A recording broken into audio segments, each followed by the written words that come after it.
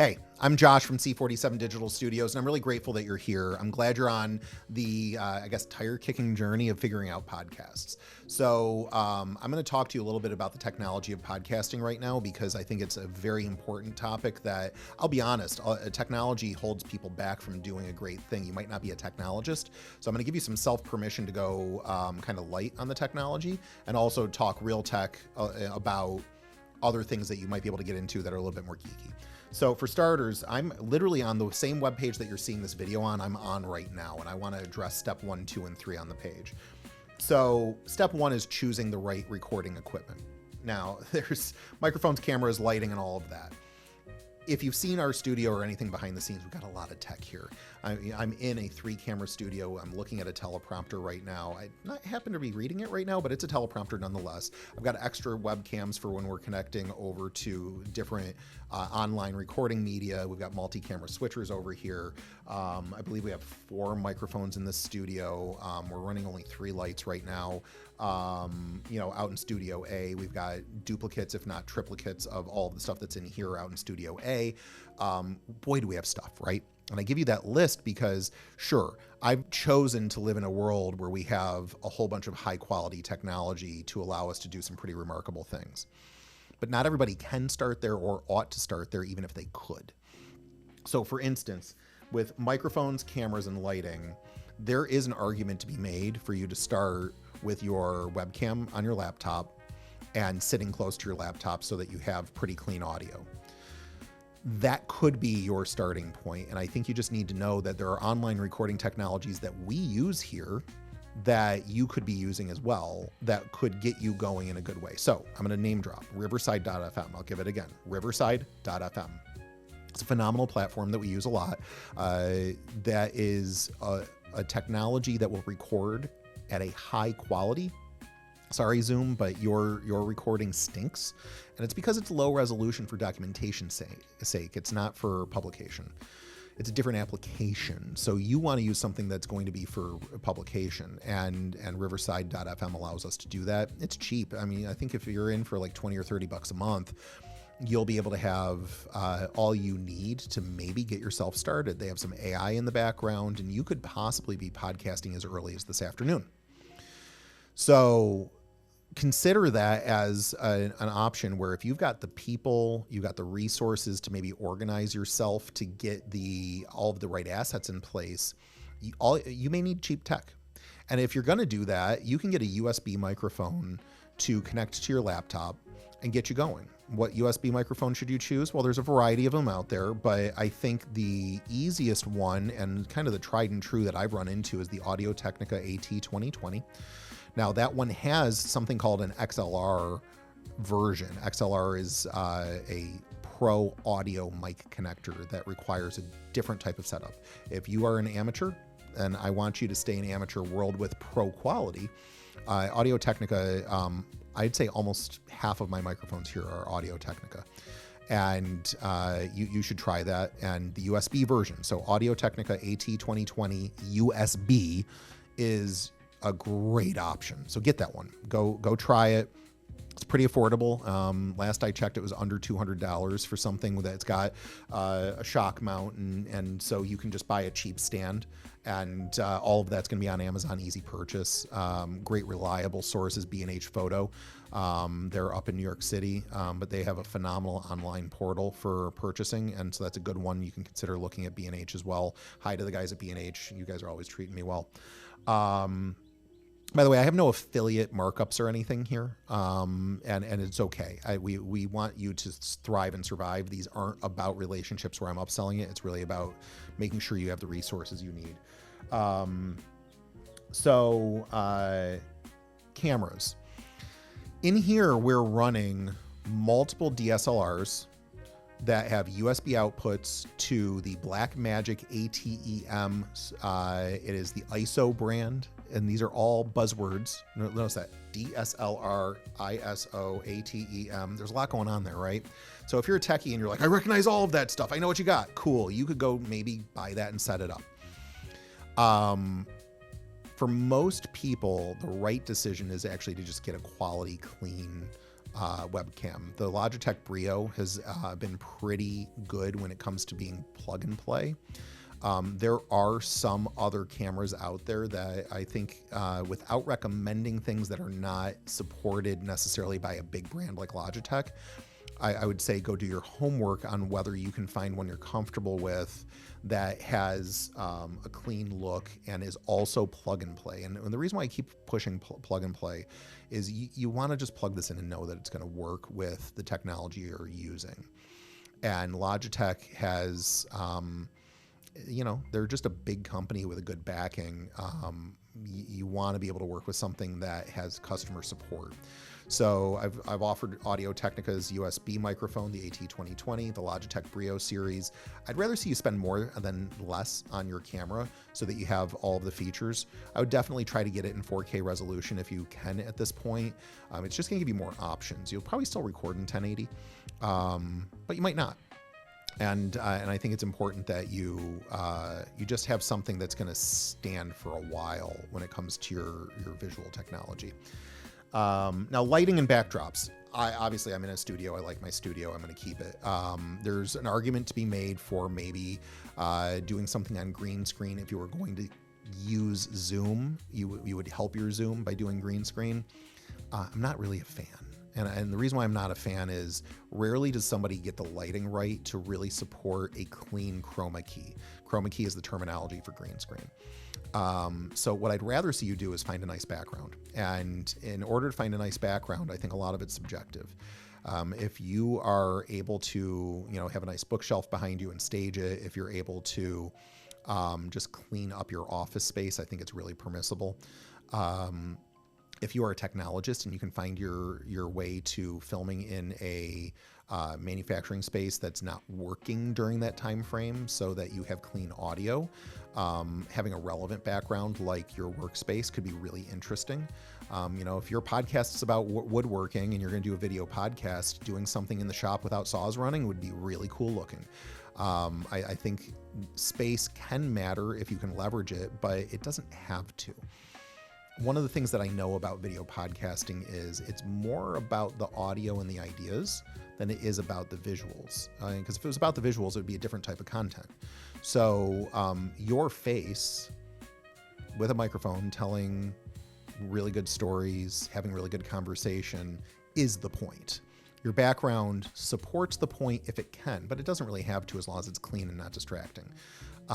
So adjudicate for yourself what's clean and not distracting. Now, when it comes to lighting, what I want to encourage you to do is something that seems very simplistic. I want you to have more light on your face than on the back of your head. And I want you to have more light on your face than is behind you. And the reason why, some people will film in front of a window because the goal is to be able to see outside. Well, unfortunately, your lighting can't fight the biggest light in the world, the sun. So you want to have less light behind you than you do in front of you so that you're lit. And that's really the simplest. I've got in this space 1, 2, 3 lights. I've got my key light, I've got my fill light, and then I don't actually have a backlight. What I have is I have an ambient light. I'm hitting a white ceiling and spreading light through the room to bring up the overall levels. That's what we have in this space. And I think though 3-point lighting is really cool and you can look up 3-point lighting, I think it would, for so many people, be a bridge too far. More light on your face than not is a good step. Now, in step 2, it says pick a reliable podcast recording setup. Now, you can come to a studio like ours and get something very reliable. I've already told you that RiversideFM is a really quality tool. I recommend that if you're doing it yourself or you got a small team and you guys are going to run it yourself, I've tried other online platforms. They're okay, and they have some other bells and whistles that actually Riverside didn't have when I was auditioning different things years ago when we started, but Riverside's been tried and true. They have nice customer support and very nice people there. I like when I can get to my customer support people because there have been glitches and they've fixed them, right? So that's pretty cool. You need to make sure that whatever technology you're on, laptop, desktop, maybe an iPad or whatever it is, can handle Riverside. So, and I have no clue when you're watching this. So you need to check their system requirements and make sure you meet and exceed those system requirements. Now for editing. First things first, AI is here. Here in our shop, we use about 7 or 8 different AI platforms every day to get work done. And you will want to use AI, and I recommend you consider it. So if you're going to be editing on your own, Riverside's got AI in the background that will prep your show. You may be able to pull off all the show prep right in that system. Cool, do it. You may also be able to pull off getting your digital shorts from their Magic Cut. Cool, do it. I think you should try it, and kudos to you for considering it. We go a step further and we use AI in software called Adobe Premiere. And I'll keep which AIs we're using a little bit proprietary in there because we're applying some extra stuff. But it cuts our multi-camera shoots. It cuts the multicam off of Riverside if we have it into quite an episode. And so there are ways to up-level it. But I think for you, the idea is that your podcast editing service, first of all, you shouldn't be editing your own shows. If you have a team member who can do it, cool, have them do it. But it is a little time consuming to not only even just run the AI, but verify that it did a good job. So you've got to be out there selling and doing your business development strategies, and you should not become an editor if you can avoid it. So outsource it, starting with an AI platform and perhaps leveraging either a team member or, again, have us run all of that. And we're perfectly happy. That's actually what we do. We've got quite an ecosystem in here that is more than just running Riverside in the background. There's a whole heck of a lot of service that we provide.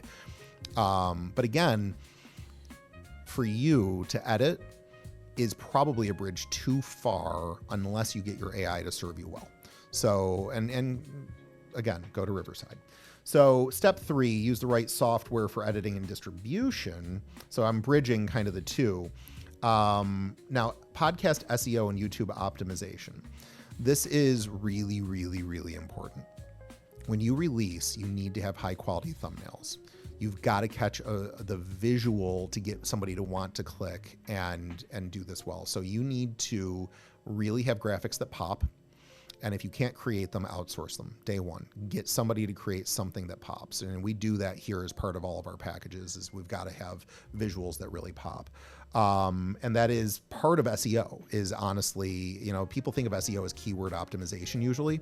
And while that's true, if your visuals aren't optimized for both audio and video distribution, you're in trouble.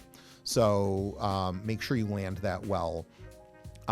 But spend some time thinking about the consumer behavior of the ideal listener and what they might search to find your show. Not that they're searching to find your show, but they're trying to find conversation around what you can deliver. They're trying to find answers or inspiration, education around your topic. What search would they do to stumble onto you? So that's the question you have to answer for yourself. And that really is the crux of the SEO that you're going to apply to all of this on the podcast platforms and on YouTube, is getting that optimized. So spend some time thinking about the metadata, the keywords, the thumbnails, and that type of thinking is what gets you into a reach opportunity, right? So in marketing, we talk about reach and frequency. Your frequency is hopefully releasing one podcast a week or more. One podcast a week is what we prescribe to almost all of our clients. And then digital shorts that get stripped off of that podcast and re-released out into the ether. But then what you want to do is optimize in a way to get to as many people as possible to start building your audience, because you do eventually want an audience. And if you've followed any of my content, I'm pushing hard to get you to realize that your guest is more important immediately than your audience will be. And so your ROI is always in the relationships you build with your guests and the people who are helping you with your podcast. But then over time, as you build an audience, you can find new ROI, and doing your best to SEO this is just wisdom. So go through the thought exercise and apply that. Now, hosting and distribution, you want to release to Spotify, Apple Podcasts, get up on YouTube. That can be a lot of work. So for starters, I would say YouTube is non-negotiable. Set one up and make sure you're releasing to it. But then also maybe pick a platform and just release to one platform for starters. That's one way to handle getting your audio out there. We have our ways here internally to maximize our efforts and get things going up in bulk. It's just how we do what we do. And so you could maybe find an aggregator that you like and consider leveraging that as well. But in all cases, you need to be creating great titles, great descriptions, good metadata, so that your searchability when you do those releases has a shot, frankly. So when you're releasing, make sure that you have an SEO mindset. So this is a good basic thought process on how you might start everything. So a little tech, you got a microphone, you got a camera to research, you've got the Riverside platform to consider, you've got release strategies, the simplest for YouTube and getting onto at least one podcast outlet. You've got to think in SEO. It's not enough to think in keywords. You also have to think in visuals to capture people's attention. Once the keywords work and the search happened, how do you get them to click? And by the way, clickbait. People used to use the word clickbait as if there's some grand evil, oh, how dare you clickbait me? No, get comfortable with clickbait. You have to shock people's system to get them to want to click. So what you have to do to be an honest clickbaiter, I know it sounds like an oxymoron, jumbo shrimp, but an honest clickbaiter is somebody who connects the promise of the clickbait to a good payoff, So if I'm saying, hey, I'm going to teach, my content today is about dog care and dog grooming, but when you get over there, I'm offering you Bitcoin services, that is bad bait and click. That is not okay. But if I teach you genuinely about, the health of your dog grooming, I give you a couple of tips, a good conversation, and a good story around dogs, then I've delivered on the clickbait. So just, an honest clickbait is actually gold. So you should pursue that. And that's part of your SEO strategy, part of your visual strategy with your thumbnails. So with that, I hope you got a little bit out of this. Our company, we live for this. C47 Digital Studios is here to help businesses thrive through getting an opportunity of doing great business development, relationship building that results in a phenomenal digital presence. And so if, kind of this little primer, this micro tutorial sparked your interest, but you feel like it's a lot, the answer is it actually is a lot. And we've got systems and processes that make it not a lot in here. And so we can help you immensely. And I just thank you for your attention right now. And if you're on this podcast journey and you want to have a conversation with us, send us a message. We will book time with you and hear you out. We want to know what you want from this journey, and we want to help you get it. So again, I'm Josh Pies. I am the chief attention getter and hippie capitalist here at C47 Digital Studios. I am absolutely pulling for you on your entrepreneurial journey. I want your business to thrive. We can help you. And so reach out. We'll talk to you soon.